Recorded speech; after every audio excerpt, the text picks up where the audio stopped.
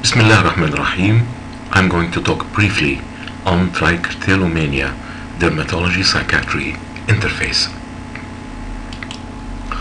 Trichotillomania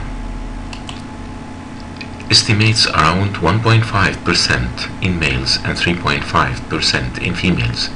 It could be transient, episodic, or continuous, and its intensity may fluctuate. It's usually played with pulled hair and commonly ingested.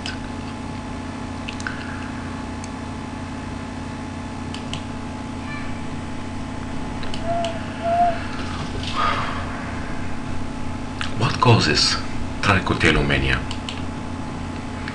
The behavioral theory trichotillomania states a stressful event such as moving or the loss of loved one or a family conflict precedes the onset of hair pulling, and that hair pulling begins in an attempt to relieve tension caused by stressful event.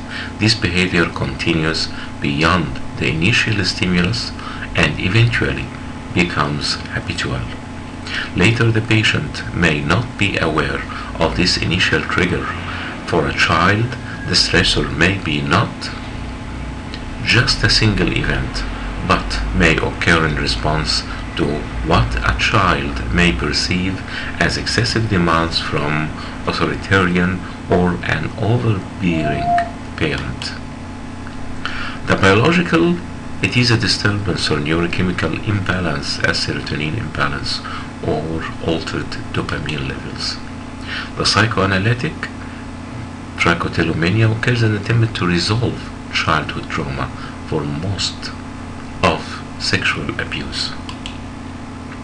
According to American Psychiatric Association, there are 5 criteria we must meet in order for trichotillomania to be diagnosed. They are: hair pulling is recurrent and noticeable pattern of hair loss is observed, and the patient feels increased tension with hair pulling. The tension is relieved upon pulling hairs, and the pulling is not associated with another mental condition, and there is no medical cause for the hair pulling, and the behavior interferes with or disrupts with person's social life.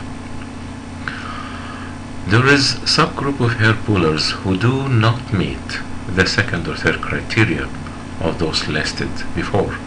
These individuals are less likely to hide their behavior and do not suffer from low self-esteem as frequently as those who meet all the above mentioned criteria.